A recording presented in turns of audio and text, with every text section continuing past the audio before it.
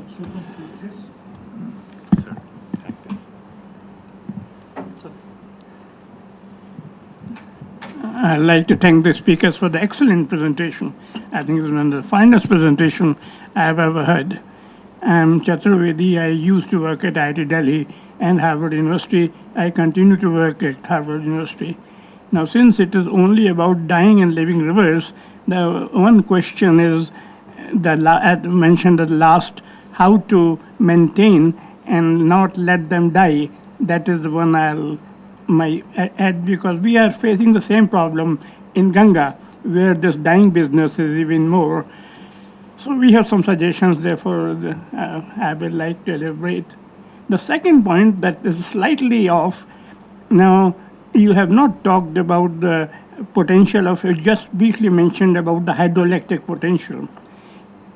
This is what I like to bring to your kind attention. We can completely transform it. You see, currently, and this is what we have proposed in Ganga Basin, the tremendous hydroelectric potential can be developed without affecting the environmental consideration, because at the moment, the environmental which is considered to be development is only 10%.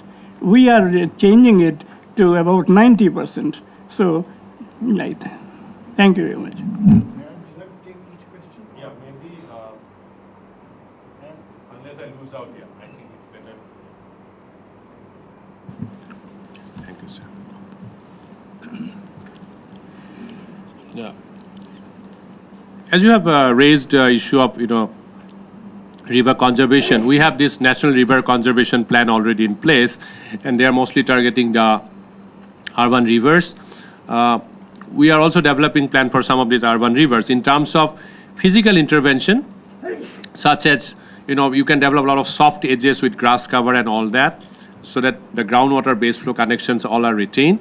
And also in terms of some structural intervention, because they have gone bad to such an extent, you actually need some like aerators and diffusers to be placed in the river itself. What we are proposing as an engineered solution, many of the drains that are discharging wastewater, particularly sewage right now, one is of course to segregate the sewerage system and then take care of the sewage. But if still some wastewater comes, we are kind of trying to look at some of these ecological engineering practices, like this constructed wetland, for example, wherever feasible, low strength wastewater, and also even a little harder engineering practice like the SBR, sequential batch reactor, where now today we have technology that part of the drain itself can be converted to a SBR processing unit, so that it is integrated. So there are definitely tools. Not sure that whether you can really revive a river like as it used to be, and generally also recognizing and respecting the fact that if you start intervening today, it needs at least a decade to at least get back to a natural regime. It is not, because we have harmed it so much that it's definitely not going to help very quickly. So that is possible with all the other precautions in the catchment area treatment. We have to see that the waste are taken care of. Solid waste is a big issue on the urban river today, and there are now today tools of like scrappers and booms and all that, which you can actually apply, knowing very well that people's habit are going to change little.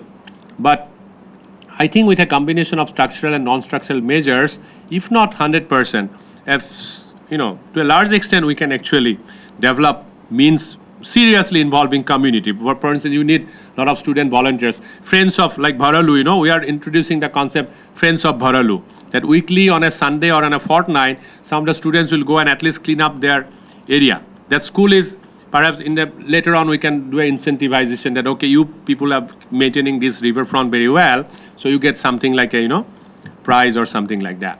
So these are some of the things being tried about and talked about. Again, planning is something, and execution, because it's sometimes a very contractor-centric kind of a execution. So you really have to have a huge quality control thing. And so far in India, I don't think we have really succeeded in a very, very good implementation of the NRCP, although we are putting a lot of money into that. So I'll stop at that as far as what you have asked. The second issue of hydropower is a big issue.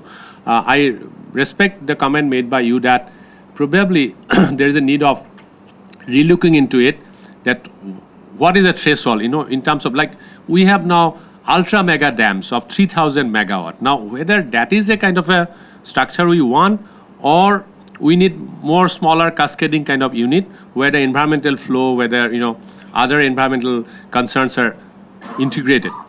Again, there is no absolute answer to saying yes or no to big dams also. We have found that in Bhutan, in the upstream where the crystalline Himalaya is being exploited, you don't have much of a problem. There are reservoirs which are just about 0.5 square kilometer, but the head is so good, you can generate a couple of 100 megawatt electricity pretty easily, and they are so of the human population that the immediate downstream implications are also not very enormous. But we are concerned because of the easy access. Most of these dams are coming up at, accessible foothill part of the Himalayas, which are highly prone to landslide, highly prone to disasters, highly prone to difficulties, and that can have, for the project people, it is very good because they don't have to build two, long roads to get into those places. The project management will be easy, but the immediate implication to the community downstream will be much, much bigger because there will be no dissipation also happening. So this, of course, calls for a very careful planning, particularly, again, some of the unpredictable issues like the seismicity. This 6.8 Richter scale earthquake has again opened up some, discussion that are we doing the right thing, doing this sort of project, because after all, this compounded effect of reservoir-induced seismicity could be also another triggering kind of a mechanism. So we really don't know, and that's a kind of an unknown part of the science. So one thing is very, very critical is that definitely we should take our time, as our former Minister of Environment and Forest says, that he said that for nuclear power probably we should press the pause button for a while and ponder and then go ahead. I think for hydropower also we need a pause button, and one has to take its time. Just 1 minute. Sure. Yeah, let him. One finish. regarding your excellent environmental presentation, I may add one is the area was known as Kamrup, Assam, and Arjun was trapped by the princes. So this is something I should add to the environmental problem. Second, I'm against dams. I will not have any dams there. I am using the energy through run otherwise schemes. So the policy is Chaturvedi water power machine. I am storing all that energy in the Vindhyas. So I am not, there's an entirely different technology. Thank you.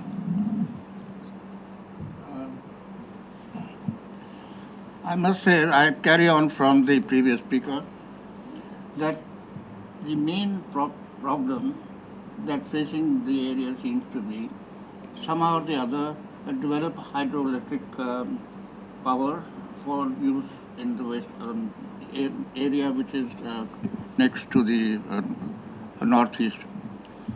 What I suggested to the Planning Commission about 10 years ago in a paper, where the Anicut system in the South India had solved many problems, and today Tinuveli on the Grand Anicut on Kaveri is helping it to make the rice bowl of India, while the same sort of a thing to harness these fast-flowing rivers, flooding, and these Anicuts are really barrages where the flood overflow is taken care of, and the rest is retained for the dry season. The rainfall pattern in India is really 4 months or so a year. You have heavy rain, and very, very lean period during the rest of the 8 months. I personally feel we have to go in a very, I should say,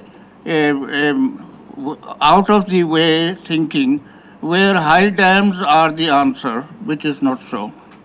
It has to be low dams, or what we call the overflow barrages, which are able to give also a minor irrigation system to the area. It can also generate electricity and all. I have brought my presentation to the Planning Commission for some people who like to see, and they had agreed that, and they distributed this to the various ministries, but as it happens, well, we take our time to take a decision through committees and minutes and others. There is still pending practically. So I wondered what is the rainfall pattern in Northeast compared to the rest of the country.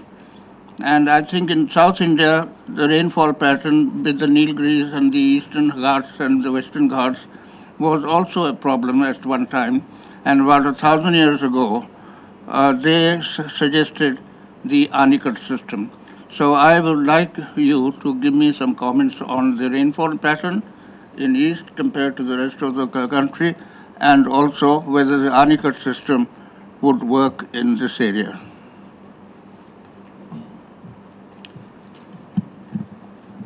The India Meteorological Department, have a internal advisory sort of that if someone of their officials are posted in the Northeast, that is possibly the best possible training for that official, because the Northeast climatic and the weather systems are so complex. Because of this whole isohydral changes, because of so many undulations, so many, smaller systems that we have, hillocks and all the things. You might have heard about a place called Jatinga, where it is known for birds committing suicide. They all come because actually they lose their direction. They get totally confused by this whole microclimatic vortex happening there. And they come there and people kill them. So that's called a suicide. And they hit the trees and all that. So they get killed. Actually, they never commit suicide, So the complexity of the microclimatic variability in the Northeast, if you are aware of this news that where the Chief Minister of Arunachal got killed in a helicopter crash. 1 week before that crash, another crash happened where about a dozen people got killed because that is the only way by helicopter from Guwahati to Itanagar people go, and that first crash was attributed to a old helicopter run by a inefficient or untrained pilot. The one that crashed next week with the chief minister was just a 2-month-old helicopter with a very trained Air Force pilot accompanied by a co-pilot, So that logic of the fault with the helicopter doesn't hold good. But I guess the whole peculiarity of the climatic system is perhaps not suitable even for, helicopter maneuvering. To support that fact, for a chief minister of a state, they needed 4 days to discover his dead body. It is so difficult in that terrain is that they have to really scout. They finally saw the debris. For army to reach that spot took another 24 hours to get the dead body of the chief minister of the state. So think of the people, how they manage. Now, this is to kind of just to underline the point that the climatic situation, the microclimatic variability, the low pressure and the other kind of condition in the Northeast is extremely peculiar. And the response of the monsoonal trough, we always at a loss. Sometimes some areas are left behind by monsoon. Sometimes we find that there's a vortex formation because of the westerlies from the Rajasthan side, the monsoonal trough moving in, and some typhoonic circulation from the China. This is a place where this whole whirlwinding kind of a situation happen in a meteorological sense. So this area become very peculiar, and any project related to hydrometeorology have to respect that. So we are looking at Lower Subansiri, which has become now controversial, that why not Lower Subansiri could have been shifted maybe a few kilometers upstream where the reservoir was much wider, and that would have actually given us more space for retaining water. But the peculiarity that this whole rainfall happens only at the foothill part intensively. So if we even take the reservoir maybe a few kilometers upstream in Subansiri, we are not going to save much problem because the rain will not be happening there. So the water will not be retained there. The downstream rain will be much more intensified and the flooding will still happen. But we said that one of the main benefit of these hydropower reservoirs will be flood mitigation. So that they will have a huge reservoir, and as soon as you have a flood warning in place, you release some water from the reservoir, create the space for the flood pulse to be retained, and hold it for a while, dissipate the energy and slowly release the water so that downstream there is no flooding, which would have been a very good integrated benefit of this hydro projects, not necessarily only power specific. Unfortunately, because of several reasons, there is no provision of flood cushioning in any of these projects. So this is a big problem that we have, and it is not actually fulfilling the purpose of a multi-purpose project, so to say, which was originally projected, but as of today, actually, it is not. So even with respect to his point also, they are not run-of-the-river projects, so to say. They are ponded run-of-the project. Like in the sense that the Subansiri is 116 meters high. So it's not a run-of-the-river project, so to say. There is a huge reservoirs coming up. And that will always create a different kind of problem. Run-of-the-river project may be what I'm seeing in Bhutan, which is just a 0.4 square kilometer reservoir, but the whole flow is coming with such a good head from the upstream that you can produce 600 megawatt electricity, which is good enough for that project. And Bhutan is doing that. So this is partly my answer to your question. The Anicut system is not possible, I think, Which one? for the northeast. Yes. The Anicut system of South India, which was there, and which I quoted on the Kaveri River, the Grand Anicut. What exactly it is, I'm not sure. It is only a barrage, it's a It diversion is structure. a flood Okay, overflow barrage. I know about, like in South India, there are several rubber dams also, like, where you have an inflatable balloon-like thing. So you can actually, by air, you No, can the manage Grand that. Anicut is from dating from Chola times. Yes. It is actually a Yeah. structure. Yeah. It is, when you call it an Anicut, it's a barrage. Yeah. Yeah. No, I understand. The barrages, for example, in a cascading manner for flood cushioning is definitely possible. Why not? You can definitely have a pondage, and as you said, these are low height dams, and this will be more useful for irrigation and flood control. We need to basically store the water mainly for flood control and irrigation, and if the power comes along, which is fine. But right now, all the projects are highly power centric. There's not much of a scope, except for that. Okay, we may keep couple of meters for the flood cushioning, but that's very uncertain. There's no specific reservoir operation policy involving the flood cushioning on record. May I point out one particular thing? Since I did my economic planning that the total bane of our planning is that we go in for long-term gestation period projects. Now, take the TD Dam. It is taking 30 years. Right.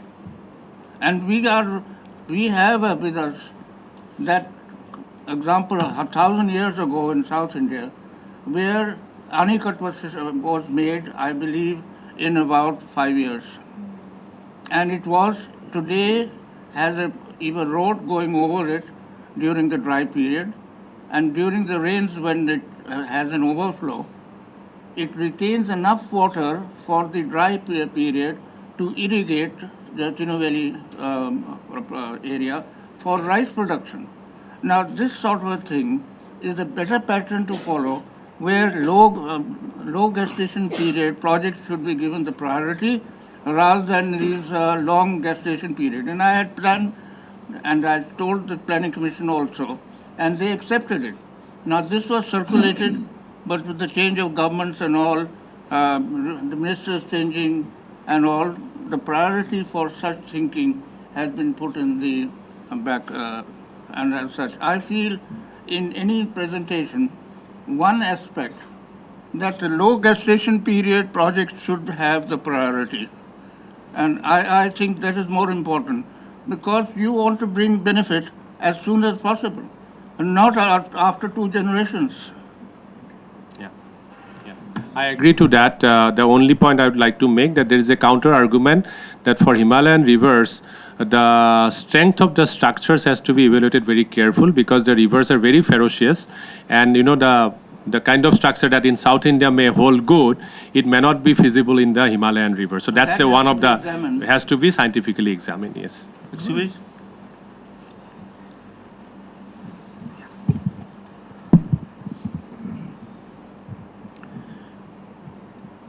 I think the most heartening aspect of this wonderful presentation is that it has been made by a professor at IIT.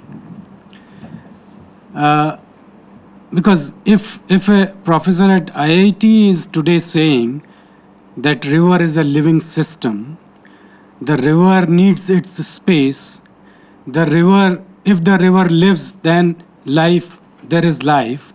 I think that this gives us hope. that things are going to change for the better. Because the sad state of affairs with our rivers that we see today is largely because of the engineering mindset with which we have looked at our rivers and looking at them just as water, flowing water. Whereas, as so wonderfully brought out by his presentation, that river is much more than the water flowing in it. River is made by the water, but it exists in a sense which is much more than the water. So, and the beauty of this presentation is that in such a small time frame, about just an hour or so, he has brought in the immense diversity that the rivers in northeast of India have, and the resultant immense cultural diversity, the biodiversity that has resulted from it.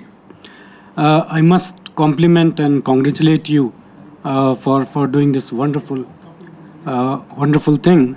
My only lament is that this is a presentation that I hope Dr. Mahanta will get an opportunity to make to the Planning Commission. Because making this presentation here, where we have very few people, I think most of us who are sitting here are already educated. And what we really need is to educate the central planners to make them understand that the problem with the whole planning process is because it is being centrally planned. See, I don't think there are any problems associated with the river as such. There are only challenges associated with rivers. Because as long as we keep on seeing rivers as problems, we will always be doing ad hoc. Ad hocism will always actually predominate. Now, what is the way forward? The way forward is decentralized planning. The way forward is, like he says, friends of the river in Guwahati. Now, how do I deal with my river when it floods? How do I deal with my river when it is normally flowing? It should be left to me. It should not be decided in Delhi. It should not be decided in Guwahati. So I think this is the paradigm shift which needs to be carried out if we really need to address these challenges that we face from time to time. It's a wonderful presentation, and I think there is so much to learn from this. And I'm really happy to note that he says, being a professor at IIT, that if river flows, I would just amend it. Please say, if river lives, then everything else lives. Thank you.